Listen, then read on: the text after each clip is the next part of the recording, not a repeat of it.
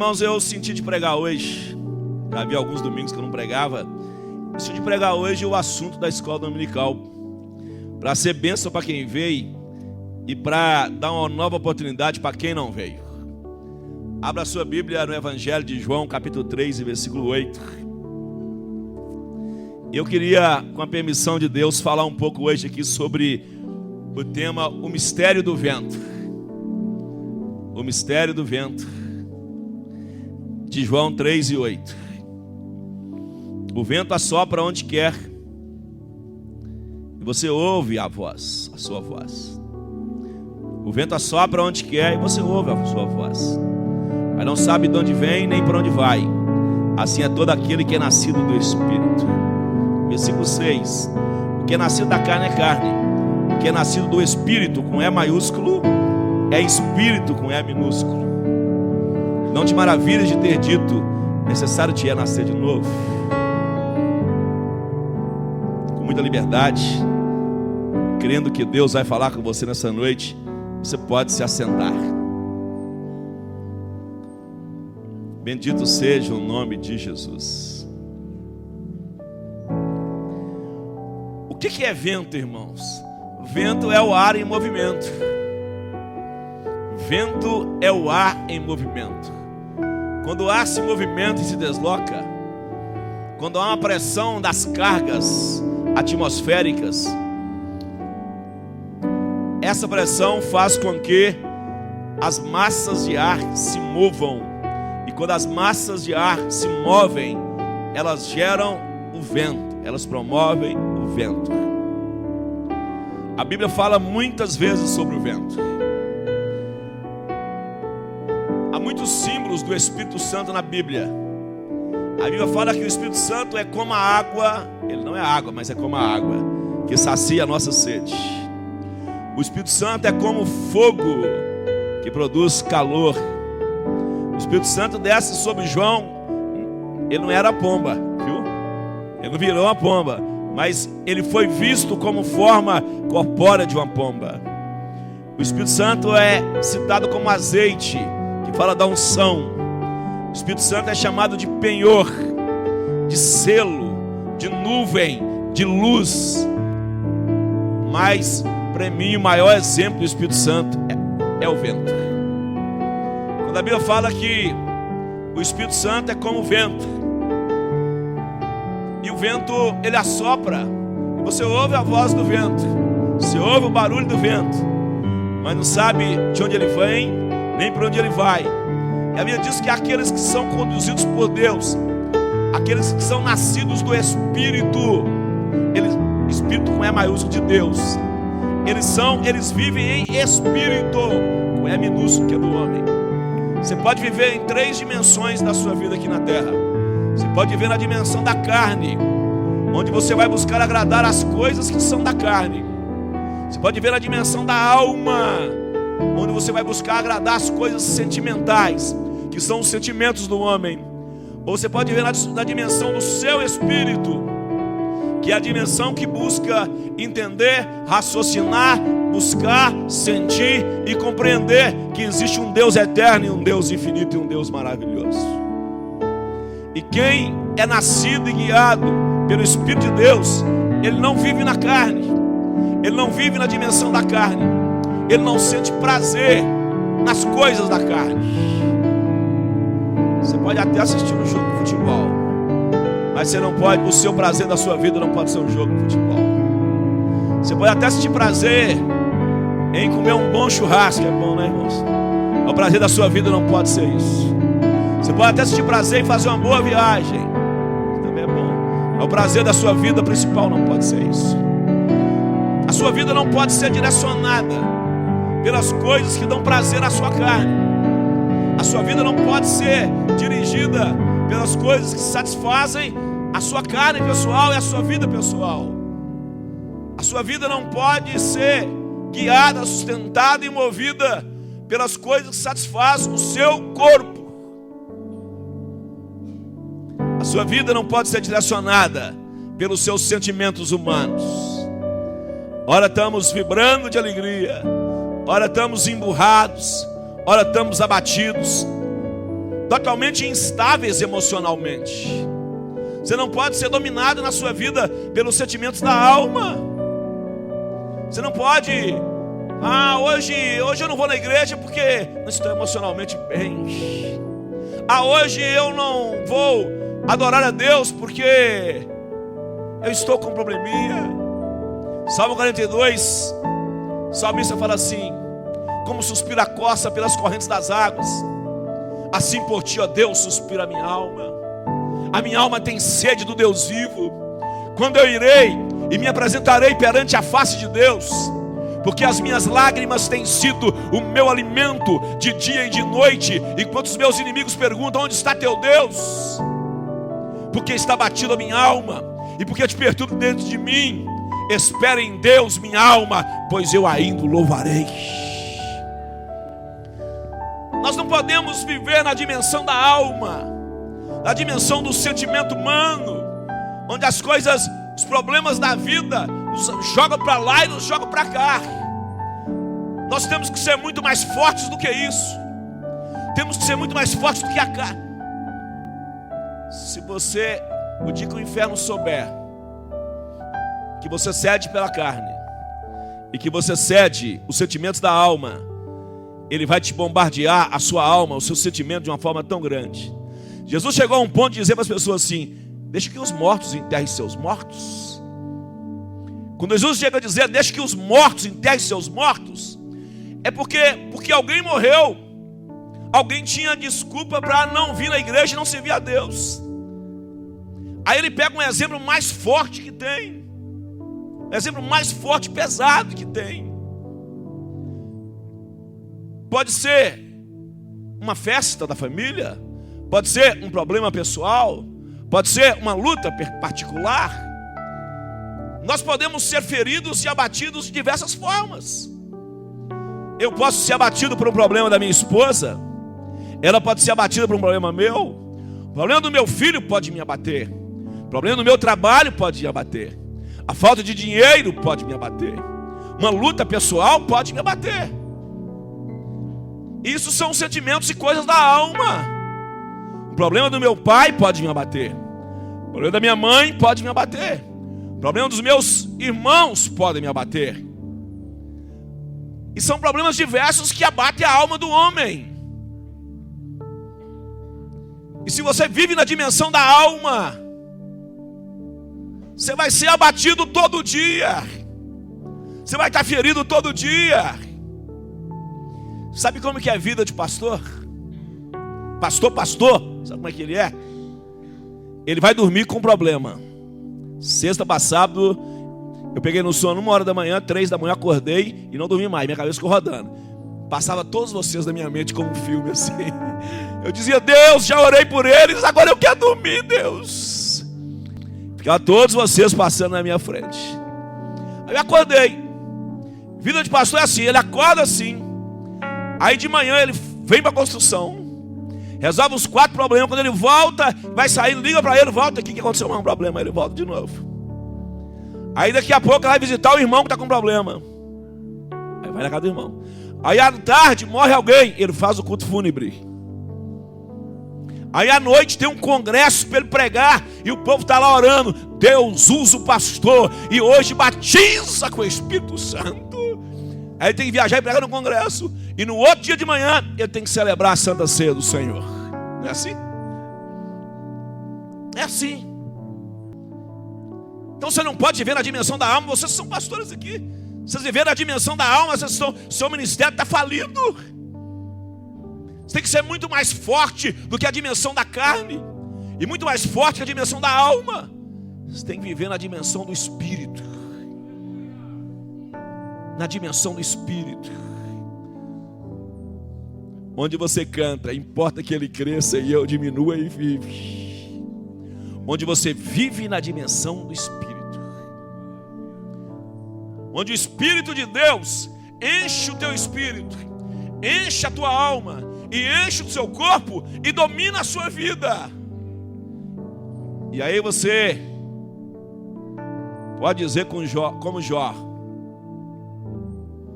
meus amigos me abandonaram, minha pele se apegou aos ossos, e a única carne que sobrou sobre mim foi a carne que revestia a gengiva do meu corpo, dos dentes. Meus criados abandonaram a mesa e não me servem mais. A minha mulher procede como uma louca. Meus bens foram embora. Meus filhos morreram. Minha casa caiu. Minha terra foi roubada. O meu gado foi embora. Era para minha alma estar acabada, era para estar destruído. Ele fala: porém, eu queria ter aqui hoje uma pena de ferro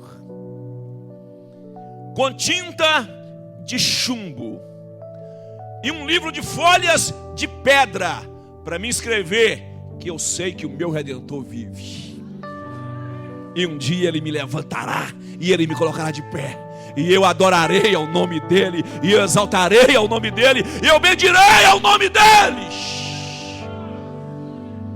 Isso é o homem no controle do Espírito.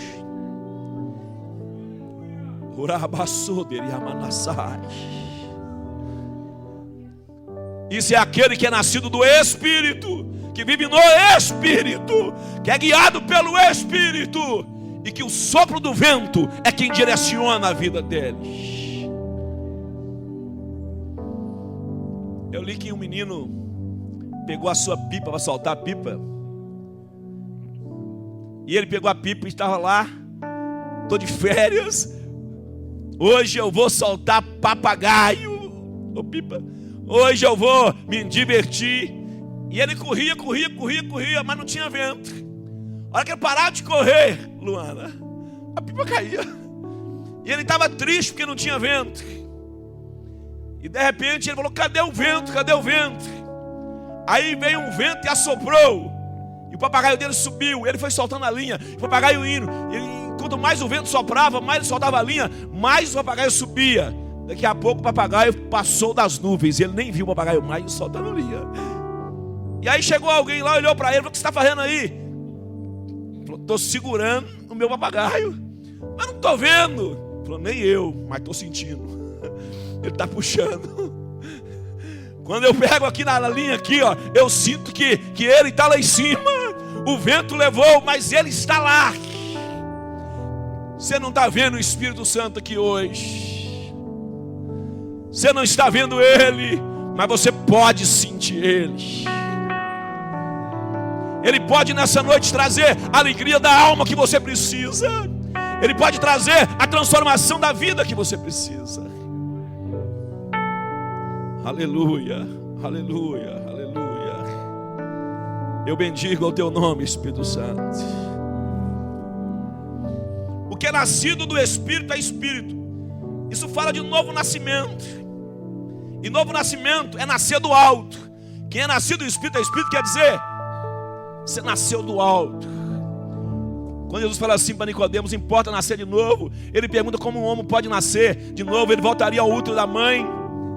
Jesus fala assim: tem que nascer do Espírito. Nascer do Espírito é nascer do alto. É nascer de Deus. É nascer de cima. É estar por cima do problema. É estar por cima da vida material. É estar por cima da situação da alma. É estar com os pés na terra, mas com o coração no céu. É estar enxergando a terra, mas com visão nas coisas que são de Deus e que são para a sua vida.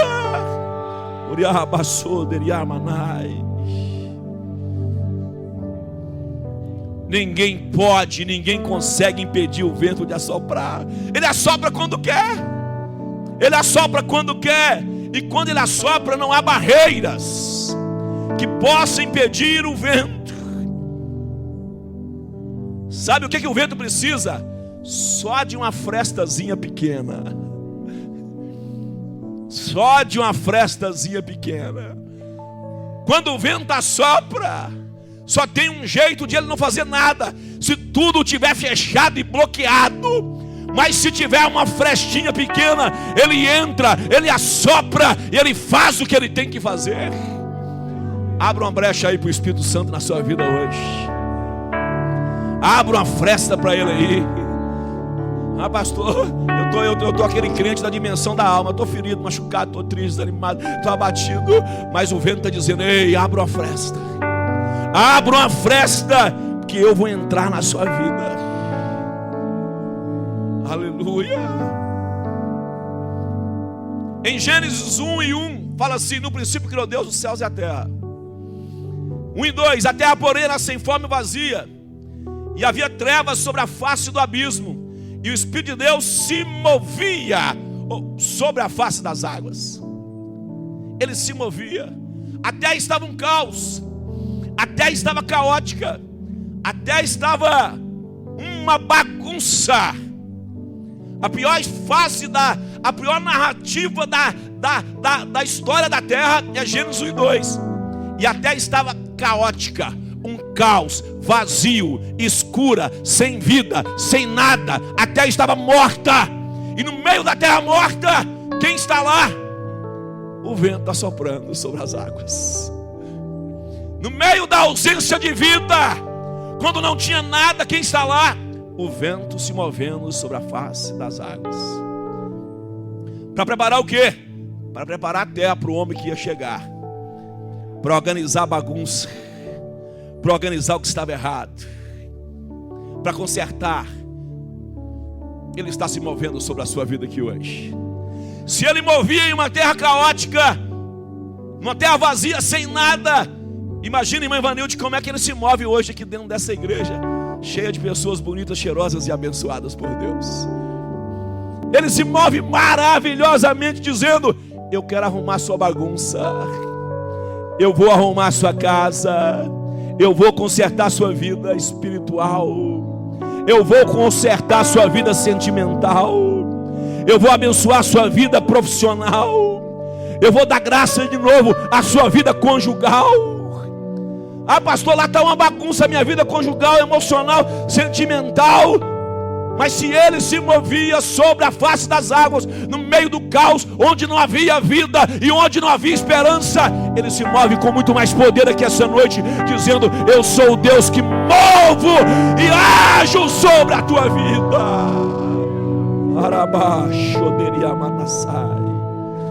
Por isso eu te adoro, Senhor. Te adoro, Espírito Santo. Eu sei, Espírito Santo, que a sua missão aqui hoje é operar nas vidas, fazer milagre, para que o nome de Jesus seja glorificado nas nossas vidas. Por isso eu te peço, se o Senhor movia sobre as águas, se o Senhor deu vida ao caos, se o Senhor deu esperança à terra, traga vida, paz, esperança, traga conserto aqui nessa noite. Aleluia. Em Atos 2:2, os apóstolos estavam reunidos em Jerusalém orando, esperando a promessa que vinha do alto. A promessa que vinha do alto. Jesus disse: ficai em Jerusalém até que do alto sejais revestido de poder. Aí eles oraram e oraram. No domingo, na escola dominical, só vai no Pentecoste quem vem na escola dominical. Crente que não vem na escola dominical não é pentecostal.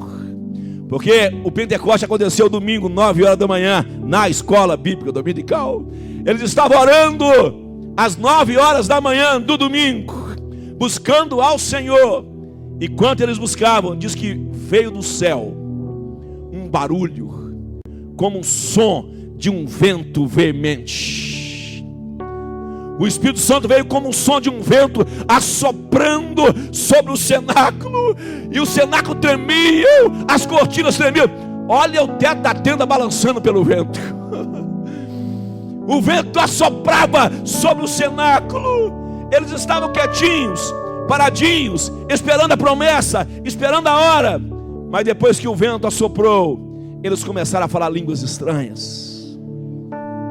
Eles foram batizados com o Espírito Santo. E de repente, do frio, eles ficaram aquecidos. Eles esperavam. O Espírito enche a casa, enche a vida deles. O Espírito gera um movimento e eles começam a sair pelas ruas falando em línguas e adorando a Deus. E começa a haver um despertamento. E começa a haver uma adoração. E começa a haver uma adoração como nunca visto. Talvez o culto de maior adoração a Deus foi aquele culto daquele dia. Nunca os homens adoraram a Deus como aquele dia. Quem me dera, Joel, uma máquina do tempo, para mim voltar no tempo e chegar lá no dia de Pentecostes, vendo Pedro pregar e ver o fogo caindo, e os crentes pulando, e 3.000 almas aceitando o Senhor, e o Espírito movimentando. Aleluia. Eles ficaram 3 anos aprendendo.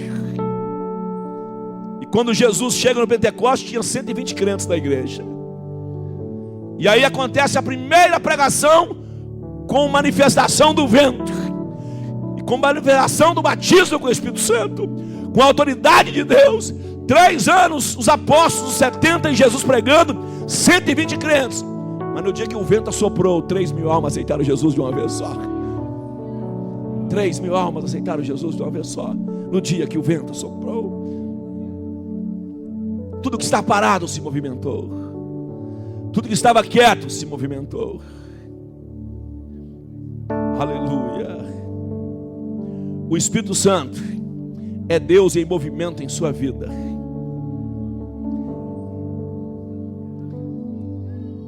Sabe o que é o grande mistério do vento? Por que ele chamaria espírito? Porque espírito é pneuma, é vento, é ruach. É ruach em hebraico, é pneuma em grego. É vento. Sabe por quê? Porque a Trindade, no projeto eterno de Deus, eles definiram que o gerador, o Deus que geraria a humanidade, que geraria o filho, chamaria-se Pai. O Deus que nasceria de mulher chamaria-se Filho. Mas o Deus que não poderia ter corpo, porque 2 corpos, segundo a mente dos homens, não pode habitar 2 lugares ao mesmo tempo, ele seria ar, ele seria vento, ele não teria corpo, porque um dia ele viria habitar dentro do homem.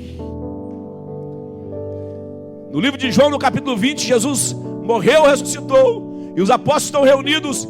Ele chega no meio dos apóstolos e assopra sobre eles, e faz assim, e o vento assopra, e ele fala: recebei o Espírito Santo.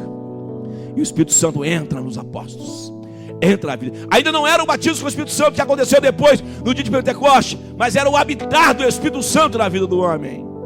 Sabe quanto tempo tem isso? Mais de 2.000 anos que Deus habita dentro do homem. Esse é o mistério do vento. Por que ele é espírito? Porque ele é pneuma. Porque ele não poderia ter corpo. Porque como corpo, ele poderia estar do seu lado, mas não poderia estar dentro de você. Mas como ele é pneuma, ele é ruach, ele é sopro. É o mesmo poder do sopro de Deus que faz o boneco de barro. E após fazer o boneco, ele vai lá e sopra no nariz do boneco. Recebe alma e espírito, recebe vida. Foi o sopro que veio de dentro de Deus. Primeiro Deus sopra e te dá alma e espírito. Depois Jesus assopra e te faz o Espírito de Deus habitar em você. Depois do céu vem um vento veemente e te batiza com o Espírito Santo. E te enche de poder. Mas o grande mistério é que o Espírito habita em nós. Aquele corinho se move em você. Eu estou para cá, ele está em mim. Eu estou aqui, ele está em mim. Ele está em você, ele está em você. Diga para o teu irmão, ele está dentro de você. Será que você pode adorar a Deus por isso? Você pode glorificar ao Senhor. O sopro entrou na sua vida. O vento está na sua vida. Há mais de 2.000 anos ele habita em milhões de pessoas, em bilhões de pessoas. Se contar os que já morreram, os que estão vivos, bilhões e bilhões de pessoas que ele habitou dentro deles. Ele está em mim, ele está nos pastores, ele está na sua vida. O sopro do vento está dentro de você, dizendo: eu sou o teu Deus. Dizendo: desperta-te, põe-te de pé. Eu sou o teu Senhor. Eu sou o Deus da sua vida. Não seja temeroso, não seja fraco, não seja desanimado. Ele habita dentro de você. Qualquer hora que você clamar, mas tem hora, sabe, que parece que seu papagaio está paradinho. Você não está sentindo o papagaio puxando, não.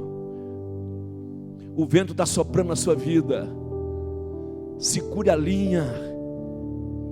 Ele está aí olhando para você. Ele está em contato com a sua vida. Alegra a sua alma. Alegra a sua vida. Abraão não conseguiu ter essa bênção. Moisés não teve. Elias não teve. Ninguém no Antigo Testamento teve. Os pais da fé não tiveram. Você tem o Espírito Santo habitando dentro de você. Isso é o mistério do vento. Por isso você pode muito mais. Você é muito mais forte do que você imaginava.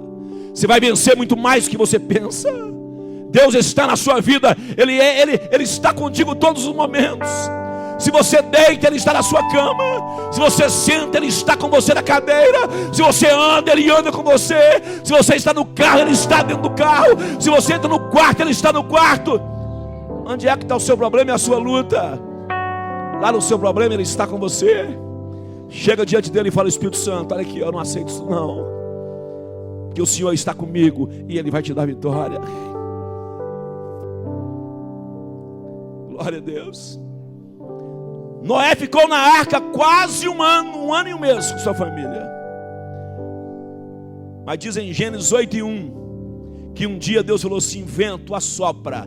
E o vento soprou e as águas se aquietaram e baixaram. Enquanto o vento não soprou, chovia. O dia que o vento de Deus soprou, as águas pararam de cair sobre a terra. E Deus disse: com o sopro do vento é o fim do dilúvio. Moisés está diante do Mar Vermelho. E Faraó vem atrás. E Faraó vem perseguindo. Perseguindo. Para matar o povo de Israel às margens do Mar Vermelho. Como o povo ia atravessar o mar? Aí Moisés lembra lá de Números 11:31 que o povo estava caminhando no deserto, Fábio. E aí de repente o povo começou a murmurar que estava com fome. A carne do Egito. Tem crente que está dentro da igreja, irmãos, está na carne do Egito. Esqueci, não está no espírito. A carne do Egito. Nesse deserto não tem churrasco. Não tem o que a gente queria. E aí Moisés vai e ora a Deus. Diz a Bíblia que Deus quer soprar um vento do mar. E o vento soprou todas as codornas que voavam sobre o mar dali ao redor. E houve uma chuva de codorna caída no chão, de 2 côvados de altura, que é mais ou menos 90 centímetros, forrou o chão. 90 centímetros se andando, pisando em codorna. Em qual distância?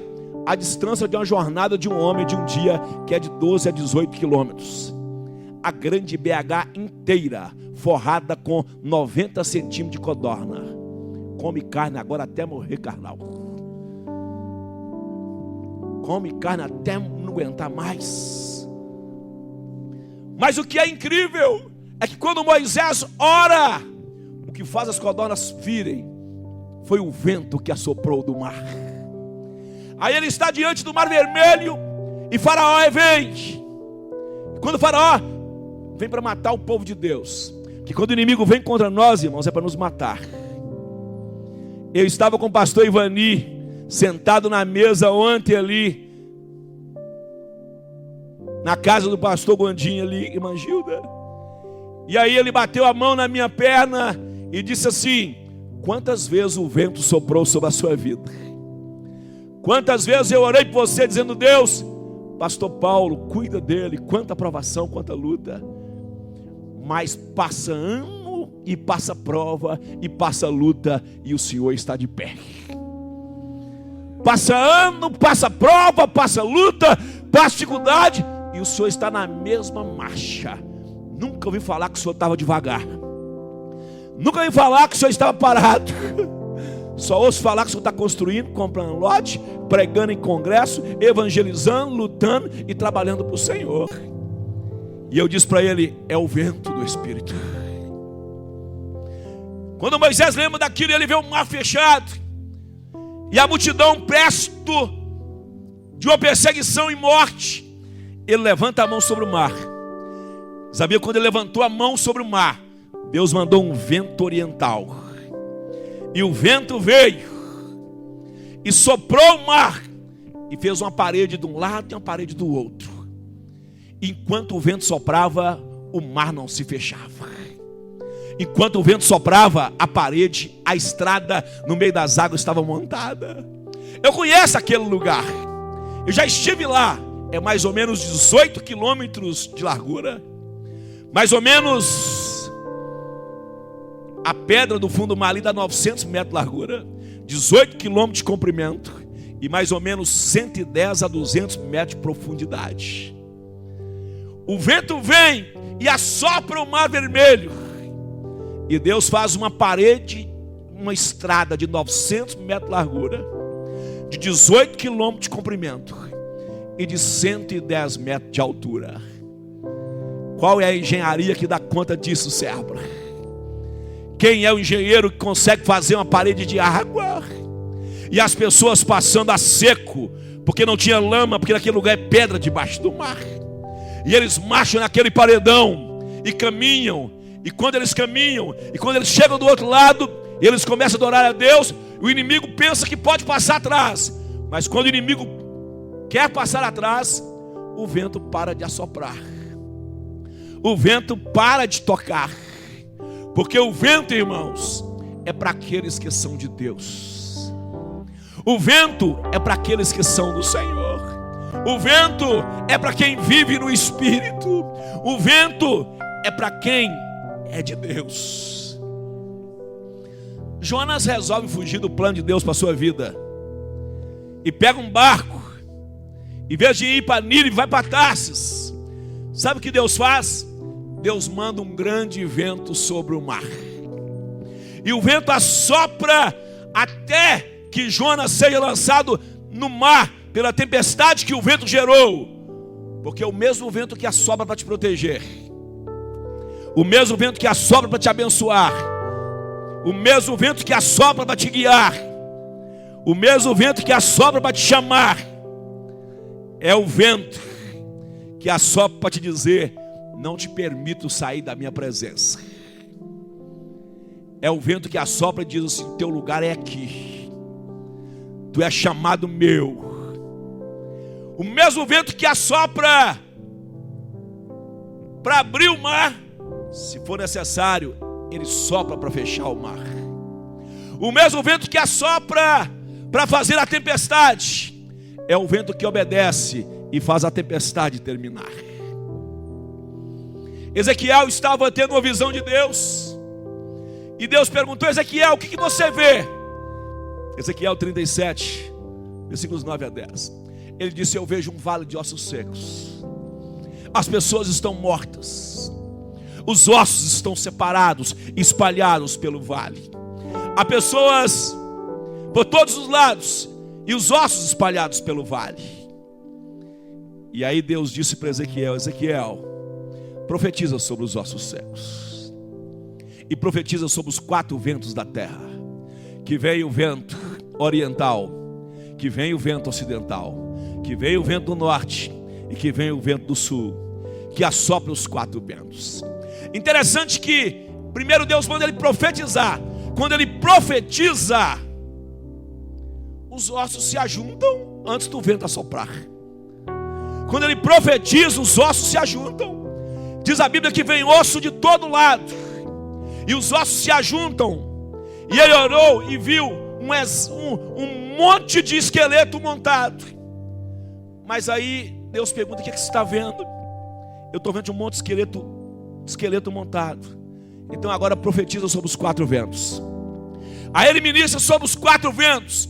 E quando o vento assopra, começa a nascer nervo, tendão, ligamento, carne, pele, pulmão, coração, cabelo e a vida. E os esqueletos ficam vivos. Pela palavra profética, os ossos se ajuntam, mas a vida só acontece quando o vento assopra. E quando o vento assopra e que a vida acontece, Deus disse: o que você vê? Eu vejo um grande exército de pé marchando. Os ossos estavam separados e secos.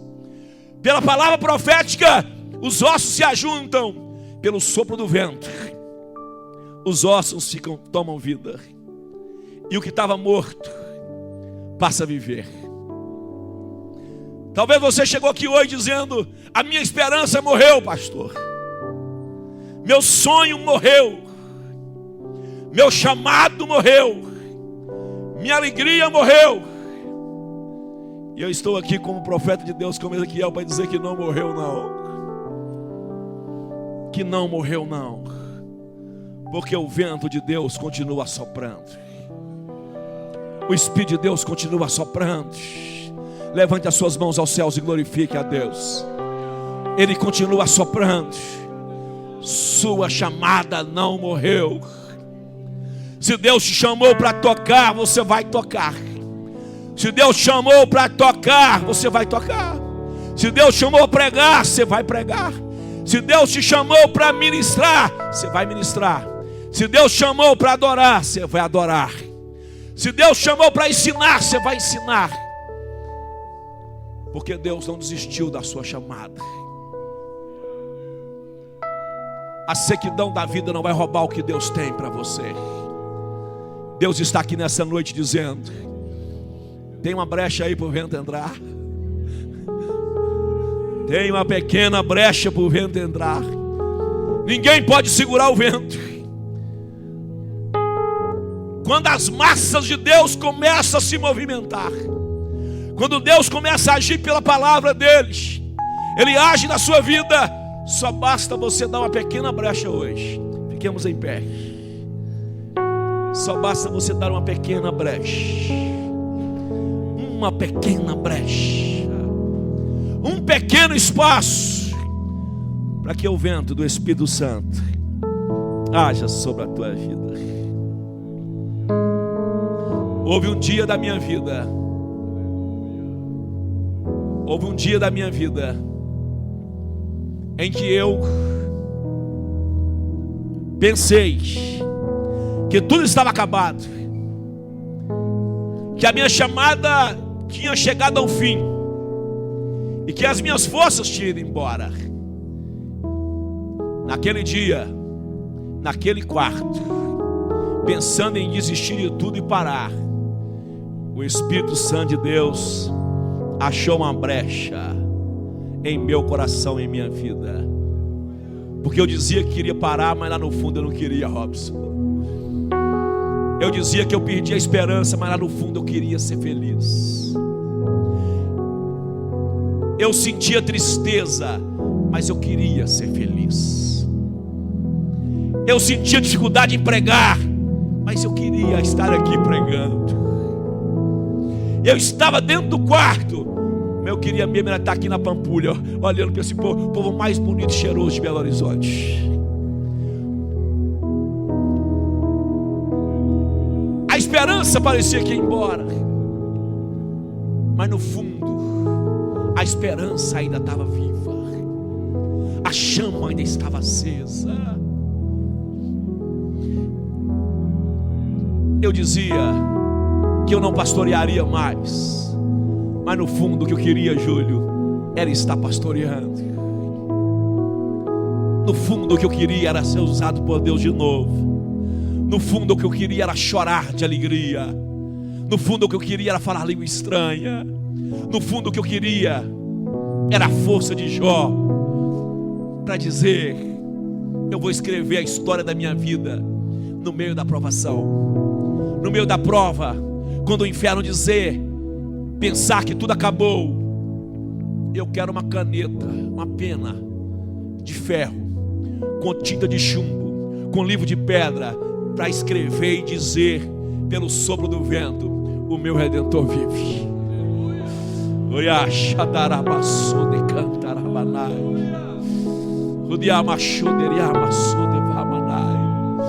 Meu Redentor vive.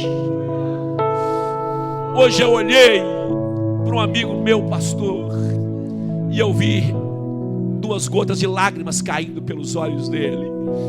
E aquilo mexeu com minha alma e meu coração o dia inteiro.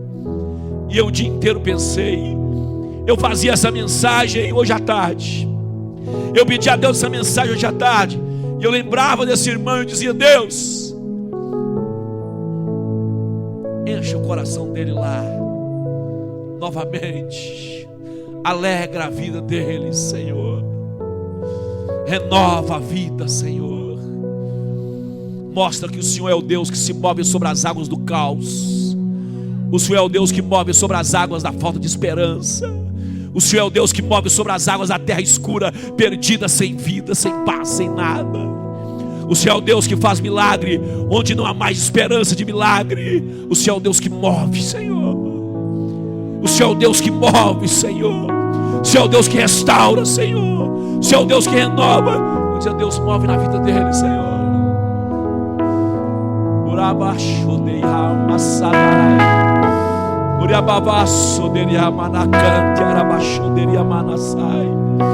Levante as suas mãos para os céus e adore a Deus aí. Levante as suas mãos para os céus e glorifique a Ele. Seja bem-vindo nessa igreja, amigo Espírito Santo. Seja bem-vindo, Espírito Santo. Batiza com o Espírito Santo agora. Assopra sobre as vidas, Espírito Santo de Deus. Assopra, Espírito Santo.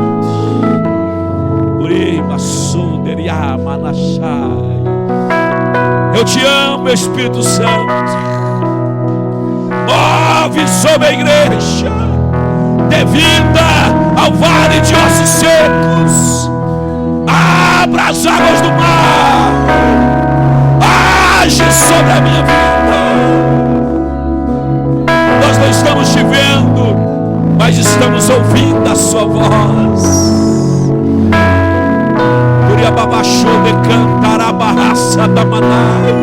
Renova, alegra, abençoa, Espírito Santo. O Senhor habita em nossas vidas. A sua presença eu posso sentir nessa noite em meu coração. Enche as nossas vidas. Te adoramos, te adoramos, te adoramos. Você precisa apenas de dar uma brecha pequena